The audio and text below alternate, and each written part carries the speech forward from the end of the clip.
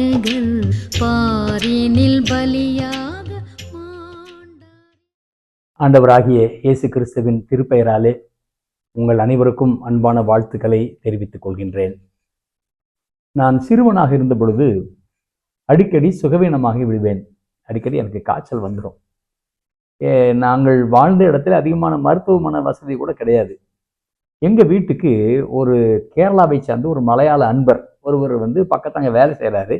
எங்கள் வீட்டுக்கு அடிக்கடி ஜெபம் பண்ணிட்டு போவார். அந்த ஊரில் நாங்கள் ஒருத்தர் தான் கிறிஸ்தவ ஃபேமிலி, பார்த்துக்குங்க. அப்போது அவருடைய பேர் லூகாஸ். அப்போ எங்கள் அம்மா ரொம்ப வருத்தப்பட்டாங்க. இவன் அடிக்கடி சுகமில்லாமல் போயிடுறான், நீங்கள் ஜெபியுங்கள் என்று சொன்ன மாத்திரத்தில் அவர் என்ன சொன்னார்னா, ரோமன் கத்தோலிக்க பாரம்பரியத்திலேருந்து அவர் வருகிறார். அவர் சொன்னார், நான் ஜெபம் பண்ணுறேன். வருவார், ஜெபம் பண்ணுவார். நல்ல சுகமான பிற்பாடு நான் ஒரு பொருத்தனை பண்ணியிருக்கிறேன், அதை நீங்கள் நிறைவேற்ற வேண்டும் என்று கேட்டுக்கொண்டார்கள். எங்கள் அம்மாவும் சரின்ட்டாங்க. அதே மாதிரி நல்லாயிட்டேன். பரீட்சைக்கெல்லாம் போய் உற்சாகமாக பரீட்சை எழுதினேன். அப்போ ஒரு நாள் அவர் அண்ணாச்சி எங்கள் வீட்டில் கேட்டுக்கிட்டு இருந்தார்.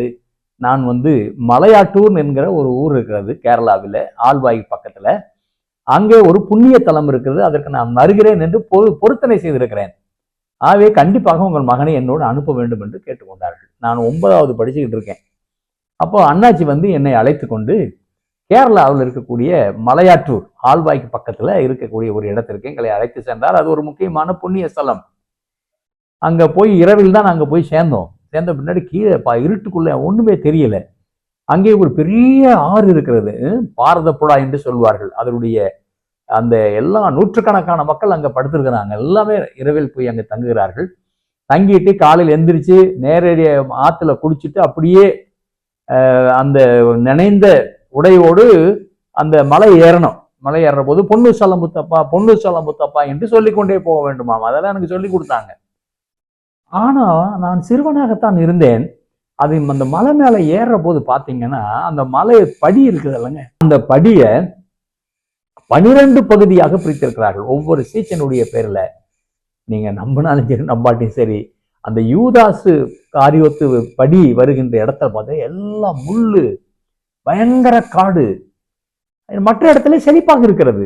அப்போ நான் அண்ணாச்சி கிட்ட கேட்டேன், இது என்ன அண்ணாச்சி, யூதாஸ் காரியத்துக்கு மாத்திரம் ஒரே முள்ளா கிடக்குது, இது என்ன செட்டப்பா என்று நான்.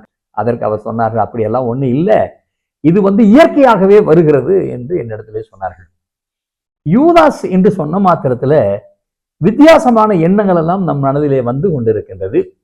அதே மாதிரி ஏறத்தாழ 1 ஆண்டு 5 மாதம் நான் திருநெல்வேலி திருமண்டலத்தினுடைய பொறுப்பு பேராயராகவும் பணியாற்றினேன். நான் கடவுளுக்கு நன்றி சொல்கிறேன். அந்த காலங்களில் நான் திருச்சிக்கும் திருநெல்வேலிக்கும் அடிக்கடி சென்று வருவேன். 300 கிலோமீட்டர், போக வர 600 கிலோமீட்டர், அதிகமான பயணம். நான் அந்த பயணம் செய்கிற பொழுது சற்று களைப்பிலே நான் உறங்கி விட்டாலும் என்ன பண்ணா, கரெக்டா அந்த கயத்தாறு வருகின்ற போதும் முடித்துக் கொள்வேன். கயத்தாறுல என்ன சிறப்பு என்று உங்களுக்கு தெரியும்.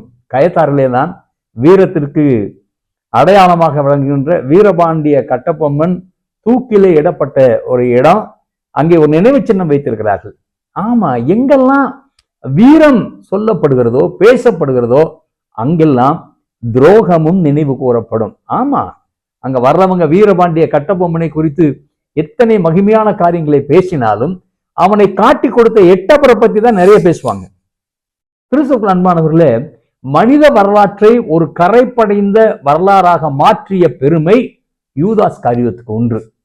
இன்றைக்கு நம்முடைய சிலுவை தியானத்தில, தவக்கால தியானத்தில நாம் இந்த யூதாஸ் காரியத்தை பற்றி தான் ஒரு சில காரியங்களை சிந்திப்பதற்கு நான் உங்களை அழைக்கின்றேன். எங்க யூதாஸ் காரியத்தை பத்தி எங்களுக்கு தெரியாதா என்று ஒருவேளை நீங்கள் நினைக்கலாம். ஆம், நம் அனைவருக்கும் அறிமுகமானவர், ஏன் நமக்கு மிகவும் நண்பனானவர், நமக்கு ரொம்ப பரிச்சயமானவர். அவரை பற்றிய 1-2 குறிப்புகளை இந்த நாளின் காலையில நான் உங்களோடு பகிர்ந்து கொள்ள விரும்புகிறேன். இந்த யூதாஸ் காரியத்தினுடைய வாழ்க்கையில என்னை பொறுத்த அளவில இயேசுநாதரை அவன் காட்டி கொடுத்தான் என்பது ஒரு எதிர்மறையான ஒரு கருத்து. இயேசுநாதரை காட்டி கொடுத்த பிற்பாடும் இயேசுநாதர் அவனிடத்தில் எப்படி உறவு வைத்திருந்தார் என்பதை நான் மேற்கோள் காட்ட விரும்புகிறேன். முறியாத நட்பு. இந்த யூதாஸ் காரியத்தை பற்றி 4 நற்செய்தி நூலிலும் விளக்கமாக சொல்லப்பட்டிருக்கிறது. குறிப்பாக மத்தேயு எழுதின நற்செய்தி நூல் 26ஆம் அதிகாரம் 14 36 வசனம், 20 26 27 அதிகாரத்திலே ஒரு சில வசனங்கள், யோவான் நற்செய்தி நூலிலே 12 1 முதல் 7 வசனங்கள் போன்ற பகுதிகளிலே யூதாஸ் காரியத்தை பற்றி தகவல்களை நற்செய்தியாளர்கள் நமக்கு சொல்கிறார்கள். கிறிஸ்துவுக்குள் அன்பானவர்களே, 1-2 முக்கியமான குறிப்புகளை மாத்திரம் நான் சொல்ல விரும்புகின்றேன். யூதாஸ் அப்படி என்பதற்கு என்ன அர்த்தம் அப்படின்னா ஒன்றுமே கிடையாது. யூதாஸ் என்பதற்கு ஒரு யூதன் என்கின்ற அடையாளம் தான், வேற ஒன்றும் கிடையாது. ஸ்காரியோத் என்கின்ற பெயருக்கு என்ன அர்த்தம் அப்படின்னா, ஸ்காரியோத் என்பது ஒரு இடம். பெரும்பாலான வேத வல்லுநர்கள் என்ன சொல்கிறார்கள் என்று சொன்னால், இந்த ஸ்காரியோத் என்பது பலஸ்தீனா தேசத்திலே யூதேயா பகுதியில் இருக்கக்கூடிய ஒரு இடம் என்று சொல்கிறார்கள். அந்த இடத்துல இருந்தா இவர் வர்றாராம். அப்படி அது உண்மையாக இருக்குமானால் இயேசுநாதருடைய 12 சீஷர்களிலே யூதாயாவிலிருந்து வரக்கூடிய ஒரே ஒரு சீடன் இந்த யூதாஸ் காரியோத். ஆக இவர் யூதாயா பகுதியிலிருந்து வருகிறார் என்றெல்லாம் சொல்வார்கள். சரி, இயேசுநாதர் எப்படியெல்லாம் சீடர்களை அழைத்தார் என்பதையெல்லாம் நற்செய்தி நூலிலே நாம் வாசிக்கலாம்.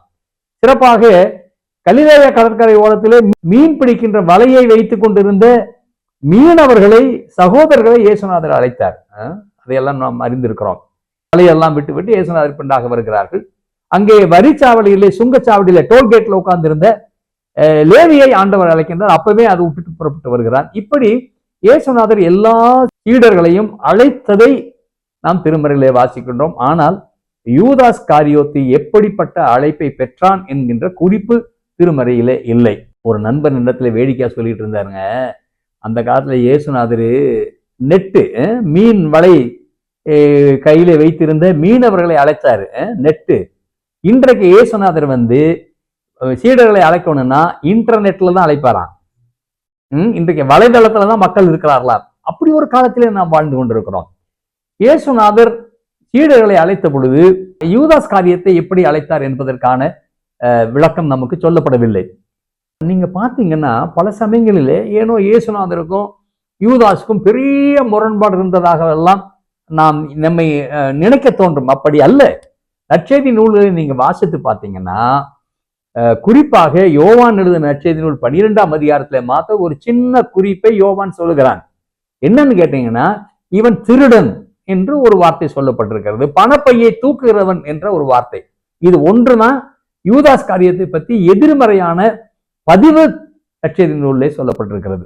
கிறிஸ்துவுக்குள் அன்பானவர்களே, யூதர்கள் எப்பொழுதும் ரோமர்களுடைய ஆட்சியில் இருந்து விடுதலை பெற வேண்டும் என்பதற்காக அவர்கள் போராடினார்கள். அது நமக்கு தெரிஞ்ச வரலாறு தான். அதுல ஜெலட் என்கின்ற ஒரு பிரிவினர், அவர்கள் எப்பொழுதும் ரோமர்களுடைய ஆட்சி, ஏன்னா ரோமர்களுடைய ஆட்சி கொடுமையான ஆட்சி, தனிமனித உரிமையை பறித்த ஆட்சி. பின்னாடி பேசுவோம் அதை. அப்படிப்பட்ட கொடுமையான ஆட்சிக்கு கீழாக இனி வாழ முடியாது என்பதை மனதில் வைத்து அவர்கள் எல்லாம் ஒரு தீவிரவாத கும்பலாக, இயக்கமாக அவர்கள் செயல்பட்டார்கள். அப்படிப்பட்ட ஊரிலிருந்து, அப்படிப்பட்ட இயக்கத்திலிருந்து தான் யூதாஸ் வருவதாக சரித்திர ஆசிரியர்கள் சொல்லுகிறார்கள்.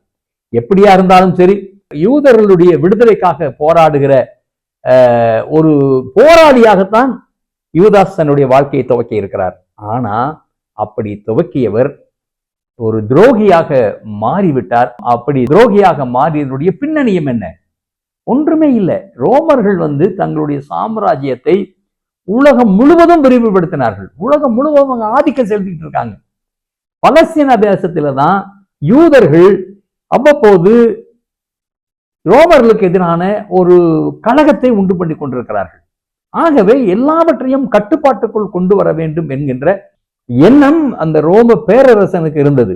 ஆகையினால இராணுவத்தை வச்சு, அடக்குமுறையை வச்சு எல்லாரையும் அவன் என்ன செய்கிறான் என்றால் கட்டுப்பாட்டுக்குள்ளாக வைக்கின்றான், அடக்கி ஆளுகின்றான். அதே சமயத்துல இந்த யூத மத தலைவர்கள் இருக்காங்கல்ல, அவங்களுடைய நிலைமைக்கு ஆசாரியராக, மத தலைவர்களாக அவர்களுக்கு எந்த விதமான ஆபத்து வந்துவிடக்கூடாது என்பது அவர்களுடைய ஆதங்கம். இப்ப இயேசுநாதரினுடைய வருகை, இப்ப பாத்தீங்கன்னா வரலாற்றில் இயேசுநாதர் வர்றாரு. வந்த பின்னாடி ஒரு பெரும் மாற்றங்களை பலஸ்தீன தேசம் கண்டு கொண்டிருக்கிறது. எங்கு பார்த்தாலும் அவரை பற்றிய பேச்சு, எங்கு பார்த்தாலும் மக்கள் கூட்டம் கூட்டமாக அவருக்கு பின்னாடி செல்கின்ற காட்சிகளை எல்லாம் பார்த்த பின்னாடி ரோமருக்கு கலக்கம், தங்களுடைய ஆட்சிக்கு எதிராக ஏதும் கலகம் நடந்து விடுமோ என்கின்ற கலக்கம், யூத தலைவர்களுக்கு ஒரு கலக்கம். அது வேற ஒன்றும் இல்லை, தங்களுடைய அதிகாரத்திற்கும் தங்களுடைய பதவிக்கும் ஆபத்து வென்று விடுமோ என்கின்ற ஒரு கலக்கம். இப்பொழுது இவர்கள் நல்லா கவனிங்க, அரசியலும் சமயமும் கைகோர்த்து ஒன்று சேர்ந்து ஒருவனை ஒழிக்க திட்டமிட்டு விட்டார்கள். சுருக்கமா சொல்ல போனா அரசியலை மதத்துல கலக்கக்கூடாது, மதத்தை அரசியலை கலக்கக்கூடாது என்று பெரிய வியாக்கியானம் எல்லாம் நம்மளுக்கு பேசுவாங்க.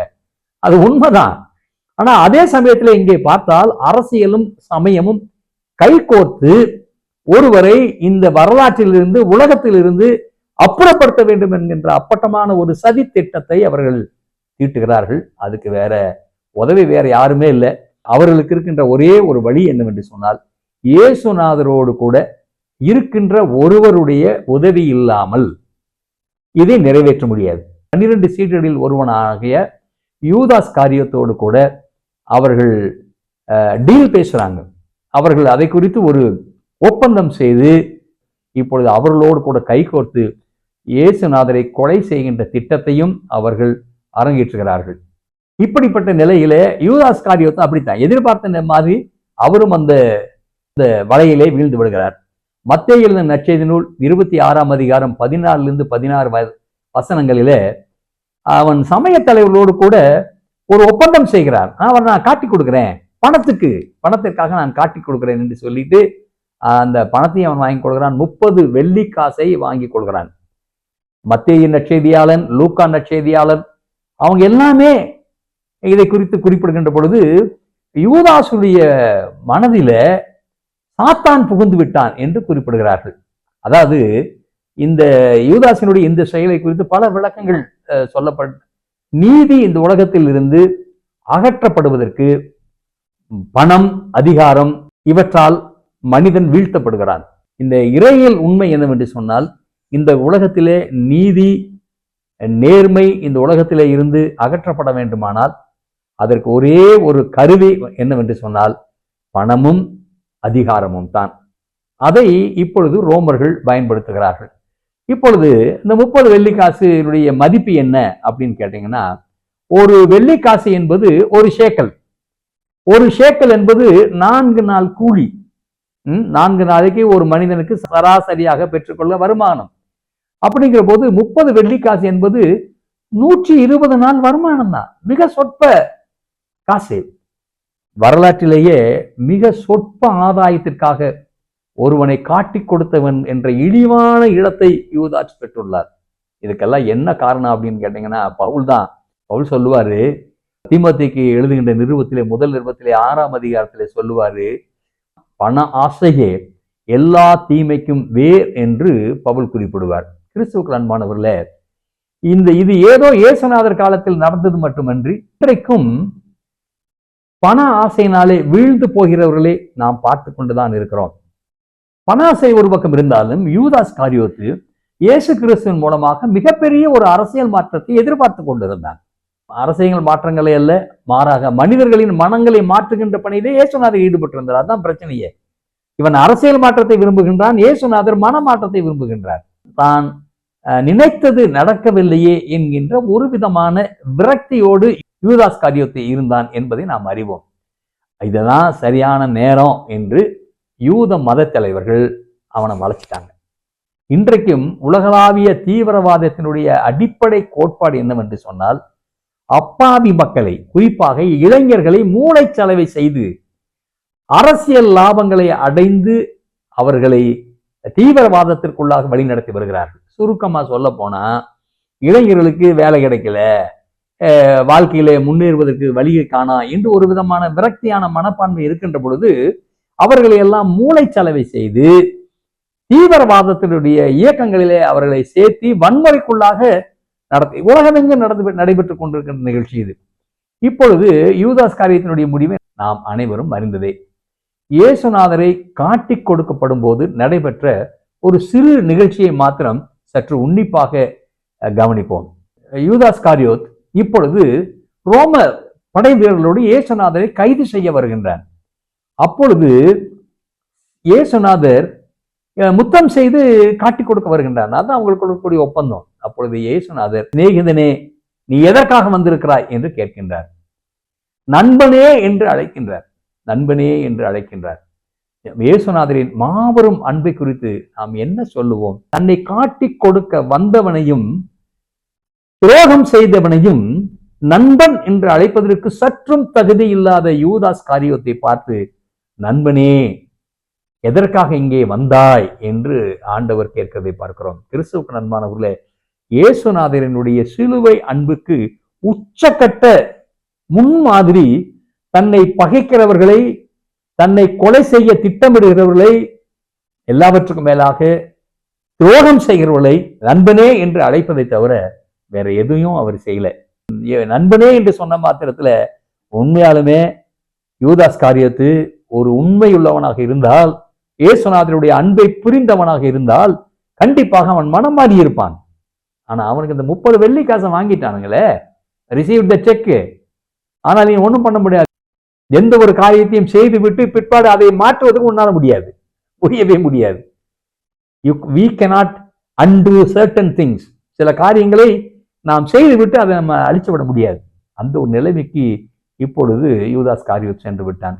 அப்புறம் நீங்க அதுக்கு முன்னாடி நீங்க பாத்தீங்கன்னா இயேசுநாதர் சொல்றாரு, உங்களில் ஒருவன் என்னை காட்டி கொடுக்க போகிறான் என்று சொன்ன மாத்திரத்துல சீடர்கள் எல்லோரும் கலக்கம் அடைந்து, ஆண்டவரே நானோ நானோ என்று ஆண்டவரிடத்திலே கேட்கிறார்கள். இந்த யூதாஸ் காரியத்தோடு அப்படியே தான் 10-11 அவனு சேர்ந்துக்கிட்டு ஆனா அவரு மாத்திரம் வித்தியாசமா கேட்கிறார், ரபி நானோ என்று அழைக்கின்றார். பாருங்க, யூதாஸ் காரியத்து இயேசுநாதரோடு கூட இருந்தானே தவிர அவனுடைய எண்ணம் செயல்பாடு எல்லாம் இயேசுநாதரை விட்டு தூரத்திலே இருந்தது. மற்ற சீடர்கள் எல்லாரும் அவரை ஆண்டவர் என்று சொல்கிறார்கள். ஆனால் இவன் ரபி என்று சொல்கிறார். என்னை பொறுத்தளவு நீங்க போதகர் தாயா, யூத போதகரிலே ஒருவர் ரபி என்று சொல்கின்றார். இயேசுநாதரை ஆண்டவர் என்று அறிக்கை செய்யாத ஒரு சீடன், அவன் அங்கே ஒரு சீடன் என்ற போர்வையில அங்கே 12 பேர்த்துக்குள்ள ஒருத்தராக அங்கே இருக்கிறதை நாம் பார்க்கிறோம். நான் ஆண்டவராகி இயேசு கிறிஸ்துவை என் வாழ்விலே ஏற்றுக்கொண்டிருக்கிறேனா, அவர் என்னுடைய ஆண்டவர், என் வாழ்வை ஆள்கின்றவர் என்கின்ற உண்மையை நான் ஏற்றுக்கொண்டிருக்கிறேனா என்பதை சிந்தித்து பார்ப்பதற்கு இந்த தவக்காலத்திலே கடவுள் நம்மை அழைக்கின்றார். சுருக்கமா சொல்ல போனா, இயேசுநாதர் உங்களுடைய ஆண்டவரா? அவருடைய விருப்பத்தை நீங்கள் நிறைவேற்றுகின்ற ஒப்படைப்போடு நீங்கள் வாழ்ந்து கொண்டிருக்கிறீர்களா என்று நம்மை சிந்தித்து பார்க்க ஆண்டவர் நம்மை அழைக்கின்றார். வல்லுநர்கள் யூதாஸ் காரியத்தினுடைய முடிவை குறித்து பெரிய விளக்கங்களோ விவாதங்களோ அவசியமில்லை என்று கருதுகிறார்கள். ஏனென்றால் அவன் ஆண்டு கொண்டு சென்று விட்டான். அது அவன் எடுத்த முடிவு. கிறிஸ்துவுக்கு அன்பானவர்களே, இயேசுநாதரை கொலை செய்ய காட்டி கொடுத்த யூத மத தலைவர்கள், ரோம அதிகாரிகள் வேறு யாரையும் உபயோகப்படுத்தவில்லை. குறிப்பாக சொல்ல வேண்டுமானால் வெளியே இருந்த யாரும் வரலைங்க. ஆனால் உள்வட்டத்திலே இருந்தவர்கள் 12 பேர்த்த ஒருத்தர் தான் இந்த சதி திட்டத்திலே பயன்படுத்தப்பட்டார்கள். சக மனிதனை உடல் ரீதியாக, உணர்வு ரீதியாக முதுகில் குத்துவதற்கு நாம் அழைக்கப்பட்டிருக்கிறோமா? நாம் உயர்வதற்காக பிறரை வீழ்த்துவது எந்த வகையில் நியாயம்? நம்முடைய நம்பிக்கை வாழ்வில் யூதாஸ் இயேசுநாதரின் பகைவன் காட்டி கொடுத்தவன் என்று நாம் அறிந்திருக்கிறோம். ஆனால் நமக்குள்ளாக மறைந்துள்ள யூதாஸ் காரியத்தை நாம் மறந்து விடுகின்றோம். நான் அந்த காலங்களிலே கேட்ட ஒரு அருமையான ஆங்கில பாடல், மிகவும் பொருளுள்ள பாடல். There is a bit of Judas in every human being. Judas, Judas, you betrayed the Son of God. யூதாஸ் காரியத்தினுடைய தன்மை, பண்பு ஒவ்வொரு மனிதனுக்குள்ளும் மறைந்து ஒளிந்து இருக்கிறது. அது என்ன பண்பு தெரியுங்களா? Judas, you betrayed the Son of God. நீ கடவுளுடைய குமாரனை நீ காட்டி கொடுத்து விட்டாய். யூதாசினுடைய வாழ்க்கை இந்த தவக்காலத்திலே நமக்கு ஒரு எச்சரிக்கையாக வருகின்றது. நம்முடைய இருதயத்தின் விருப்பங்களின் அடிப்படையில் நாம் வாழாமல் இயேசுநாதருக்கு சாட்சியாக அவருக்கென்று பணி செய்து வாழ்வோம் என்ற ஒப்படைப்பை உறுதி செய்யக்கூடிய நாட்கள் தான் இந்த தவக்காலம். தேவையில்லாத பாவம் மிகுந்த பொல்லாத சிந்தனை செயல்பாடுகளின் மூலம் கிறிஸ்துவை மீண்டும் மீண்டும் அன்றாடம் சிலுவையில் அழையாதபடி இந்த தவக்காலத்தில் ஆண்டவரே என்னை உயிர்ப்பியும் என்று சொல்லி கடவுளின் கரங்களில் நம்மை அர்ப்பணிப்போம். அன்பானவர்களே, யூதாஸ் காரியோத்து தன்னுடைய வாழ்வில நல்ல இலக்கை தெரிந்து கொண்டான், நல்ல போதகரை தெரிந்து கொண்டான், நல்ல வழியை தெரிந்து கொண்டான். ஆனால் தக்க வைக்க முடியல. தன்னுடைய பேராசையினாலே அதை தக்க வைக்க அவனால் இயலவில்லை. இன்றைக்கு இயேசுநாதரை பின்பற்றி வருகிறோம் என்று சொல்கின்ற நாம் நம்முடைய நம்பிக்கை வாழ்க்கையை தக்க வைத்திருக்கிறோமா? ஒரே ஒரு செய்தியை நான் சொல்லி முடிக்கின்றேன். லியோனார்டோ டாவின்சி அவர்கள் ஒரு பெரிய ஓவியர். அவர்கள் வரைந்த ஒரு ஓவியம் தான் இந்த இயேசுநாதரின் ரா உணவு பந்தி இருக்கின்ற படம், த லாஸ்ட் சப்பர்.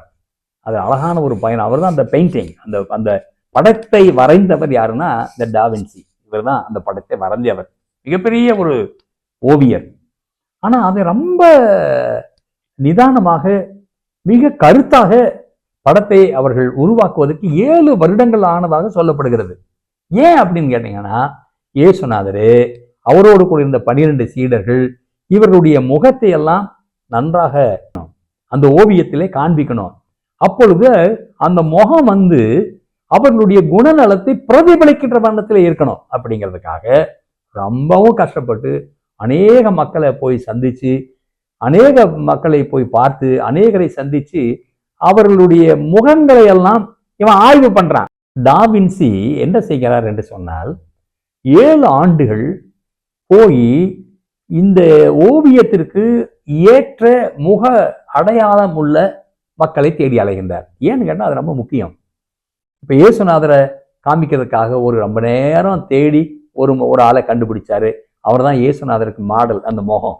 அப்படி ஒவ்வொரு சீடர்களாக அவர் கண்டுபிடிக்கிறார். கடைசியில யூதாஸ் காரியோத்தினுடைய படத்தை காண்பிக்கின்ற பொழுது அதுக்கு சரியான ஆள் கிடைக்கல, ஒரு மாடல் அவருக்கு கிடைக்கல. ஆகவே அவர் என்ன செய்யறாருன்னு கேட்டா, ரொம்ப சுத்தினாராம். சுத்தி சமுதாயத்திலே மிகவும் பின்தங்கி இருந்த ஒரு குற்றவாளியை போன்ற ஒரு உணர்வுள்ளவனை கண்டுபிடிக்கிறார். அவனை கூட்டிட்டு உட்கார வச்சு, அவன் தான் அந்த முக பாவனையை பார்த்து மாடல் இந்த ரா உணர்வு ஓவியத்தை முடிக்கின்றார். முடிச்ச பின்னாடி யூதாஸ் காரியோத்தினுடைய அடையாளத்தோடு உட்கார்ந்து இருந்தான் பாருங்க. அவன் அப்படியே உட்கார்ந்து இருக்கிறானா. டாவின்சி சொல்றாராம், தம்பி முடிந்து விட்டது, நான் ஓவியத்தை முடித்து விட்டேன், உன்னுடைய முகத்தை அப்படியே நான் ஓவியமாக நான் வடிவமைத்து விட்டேன், நீ போகலாம் என்று சொன்னானாம். ஆனா ஒண்ணுமே பேசல, அப்படியே அமைதியாக அமர்ந்திருக்கின்றார்.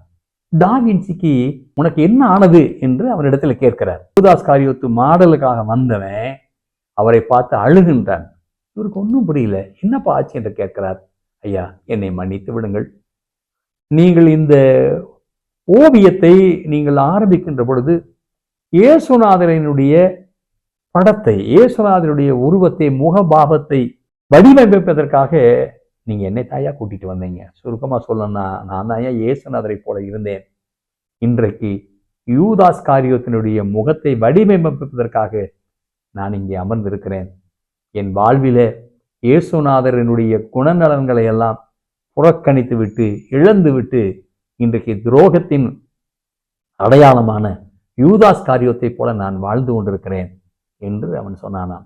கிறிஸ்துவுக்குள் அன்பானவர்களே, இயேசுநாதருடைய அன்பையும் அவருடைய தியாகத்தையும், சிலுவையிலே அவர் மக்களுக்காக செய்த மிகப்பெரிய ரட்சிப்பையும் ஒரு காலத்திலே நாம் ஏற்றுக்கொண்டிருக்கலாம், நாம் அதை கொண்டாடி இருக்கலாம், நமக்கு சொந்தமாக்கி இருக்கலாம். ஆனால் இன்று நம்முடைய நிலை என்ன? இன்று நம்முடைய நிலை என்ன?